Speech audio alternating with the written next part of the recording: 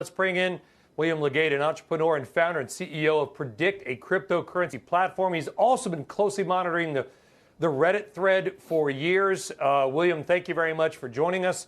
What do you make of this entire situation, and how do you think it will or should play out?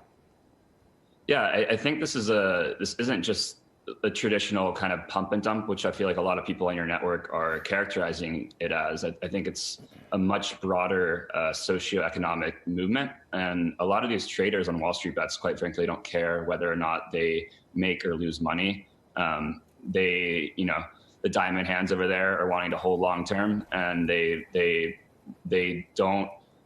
have a lot of animosity against the Wall Street types and these people that they feel like are rigging the system against them. And quite frankly, the optics of stopping, Robinhood earlier today and IBKR stopped the trading of all these so-called, meme stocks.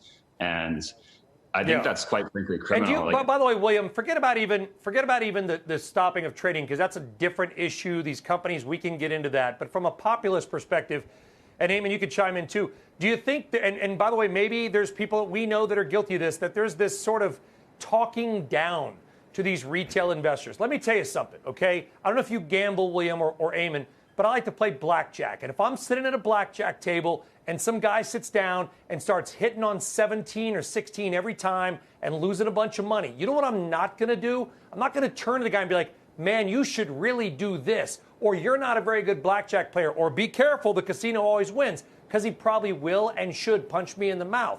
Right? Do you feel like we talk down somebody? If they want to gamble their money, if they want to trade, or they want to invest, whatever you want to call it, it's their own business. Yeah, absolutely. I was watching a segment earlier on your network, and one of the guests was calling these people, quote unquote, unsophisticated investors and uneducated investors, and saying they don't have any idea what they're doing. But if that's the case, then why did a $12 billion hedge fund implode basically overnight? Because a lot of people saw that 130%. Of all shares were in a short position. When we have that kind of leverage and reckless investing from hedge funds, and people see that and take advantage of that. That's what the free market is.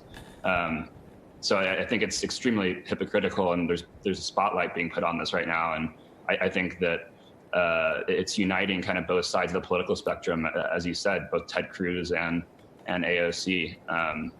There's not many things they agree on, but this is one of them.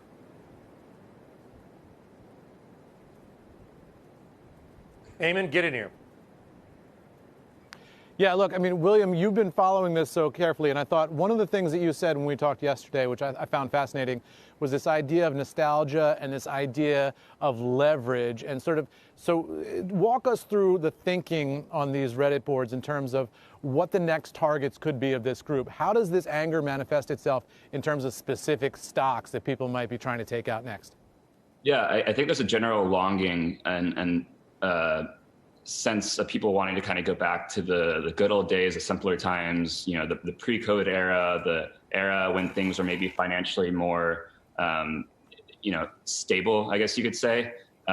So a lot of stocks that kind of bring back that nostalgia, things like Nokia, things like, the Blockbuster liquidation company.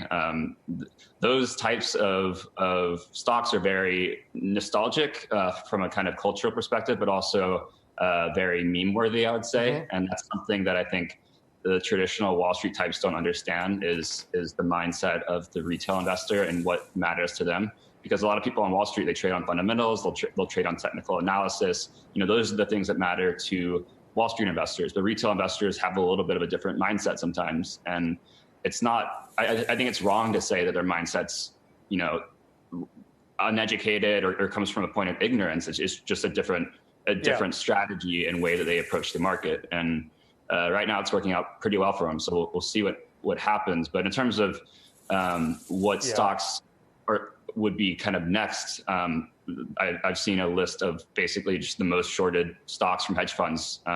There's both this kind of this cultural aspect of it. We got to go in, but isn't that rich that you got the big Wall Street firms putting out lists of names that might pop from the retail investor who's going after the Wall Street firms? When there's money to be made, people are going to step in. It's a great combo. We got to leave it there. William Legate, Eamon Javers, and by the way, Eamon's got a piece up on CNBC.com. I urge everybody to check that out. Good discussion, gentlemen. We appreciate it. Shepard Smith here. Thanks for watching CNBC on YouTube.